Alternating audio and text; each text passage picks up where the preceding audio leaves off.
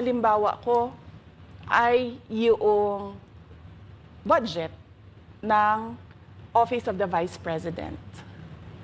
Kung makikita nyo, September 2023, merong lumabas na press release ang Makabayan Bloc. Sabi nila, may meeting kami with Congressman Martin Romualdez. Pinag-uusapan namin ang pagtanggal ng confidential funds. September yon.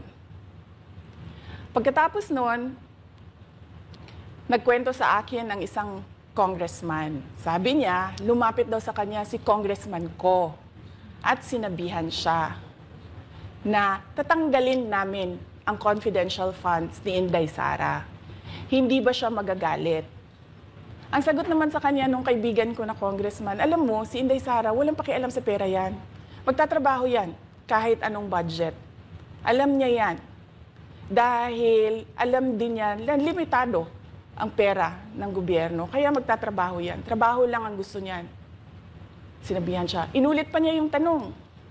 Tinanong niya yung congressman, sigurado ka ba na hindi magagalit si Inday